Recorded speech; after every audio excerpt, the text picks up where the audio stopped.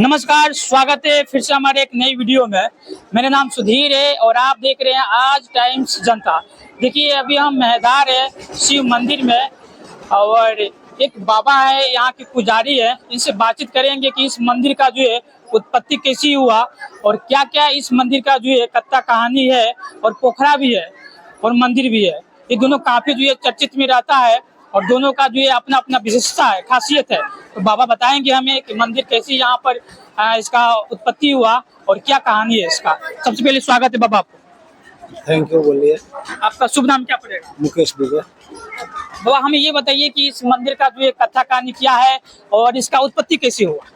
ये सबसे पहले यहाँ एक बहुत बड़ा जंगल था, जंगल इसमें समय महेंद्र प्रताप राजा जो नेपाल के रहने वाले थे यहाँ भ्रमण के लिए आए थे। वो कुष्ठ रोगी थे और उन्होंने अपने सैनिकों को, उनको जब प्यास लगी तो अपने सैनिक को भेजे कि जाइए जल लेकर आइए। तो सैनिक इधर उधर जंगल में भटकने लगे जल के लिए, लेकिन पर्याप्त जल कहीं नहीं मिल पा रहा था, जिसके चलते वो राजा के प्यास बुझा सके। उसी समय जाकर खोजते हुए गड्ढा मिला, जहाँ जिस गड्ढा में जल था उस जल को लेकर के वो सैनिक जो राजा के पास गए, वहाँ गए तो उन्होंने राजा को जल दिया पीने के लिए। तो राजा पहले जल लेकर के पहले अपने हाथ पाँव को धोना शुरू किए जल से। तो जितना कुष्ठ हाथ जल गया उनके हाथ पैर तक, उनका कुष्ठ जो था वो ठीक हो गया। सब ठीक हो गया? जितना दूर जल गया था वो सब ठीक हो गया।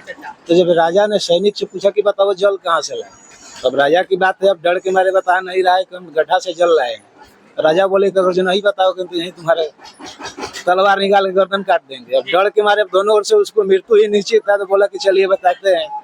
लेकर आया तो वो गड्ढा में आकर राजा पूरा अपने शरीर को लगे लौटाने और जितना भी उनका कुष्ठ था सब ठीक हो गया। उसके बाद राजा अपने घर चले गए तो उनको भगवान ने स्वप्न दिखाया कि हमने तो तुझे अच्छा कर दिया।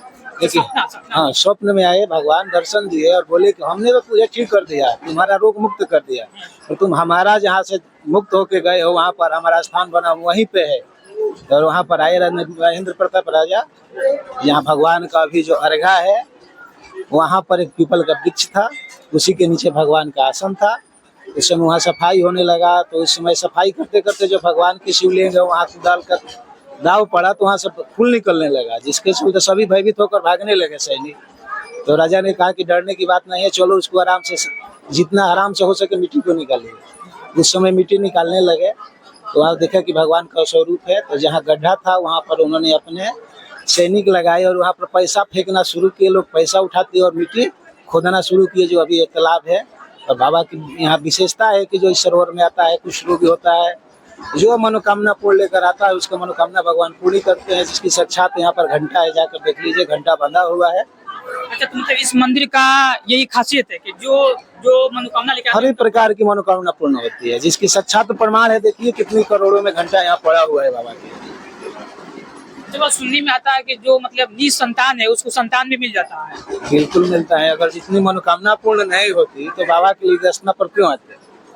यहाँ आते हैं, मनोकामना पूर्ण होता है। बाबा का सरोवर भी परिक्रमा करते हैं लोग। यहाँ जौ, चना, मक्का जो भी अनाज लाते हैं जो उपज वाला होता है, डालते हैं कि अनाज इस तरह से उपज हो रहा है उसमें परिवार में उपज रहे, विकसित रहे। तो आज तो दोस्तों संडे है, फिर भी जो है यहाँ पर जो है बहुत भीड़ है। लेकिन बाबा एक बात हमें बताइए बाबा, एक दिन हम बाबा हमें ये बताइए कि इस मंदिर पर जो है सबसे ज्यादा किस दिन भीड़ लगता है? यहाँ सावन में हमेशा भीड़ रहता है क्योंकि सावन शंकर जी का प्रमुख दिन ही होता है। और शुभ सोमवार के दिन ऐसा ही विशेष भीड़ होता है। और लगन के दिन में तो 365 दिन यहाँ भीड़ ही भीड़। देखिए रहे हैं, संडे का दिन है फिर भी यहाँ भीड़ है। तो बाबा जो पोखरा है ये कितना बीघा में है? ये तो जितना भी पोखरा वो तो प्रमाण है 551 बीघा का सरोवर है। 552 51 551 बीघा। अच्छा, कोई 52 भी कहते हैं। अब कहने के लिए कोई कुछ कह सकता है, लेकिन ये जो है 551 बीघा में पूरा जो बाबा का जो सरोवर है, मंदिर का कंपाउंड है, वो 551 बीघा में स्थित है। और इसका पोखरा क्या मतलब विशेषता है? वही जो राजा का कुष्ठ रोग था उसी जल के स्नान करने से यहाँ भी जो आते हैं जो कुष्ठ रोगी होते हैं, जो चर्म रोग होता है, वो स्नान करते हैं, वो यहाँ से स्वच्छ होके जाते हैं। अच्छा बाबा, इस मंदिर में जो है क्या क्या सुविधा है? यहाँ जो यात्री आते हैं उनके ठहरने के लिए साइड में चारों ओर धर्मशाला बना हुआ है। विवाह करने के लिए भी विवाह सरकारी भवन बना हुआ है। तो बगल में शौचालय वगैरह की भी सुविधा है। तो एक बात बताइए, एड्रेस बता दीजिए, मंदिर कहाँ है?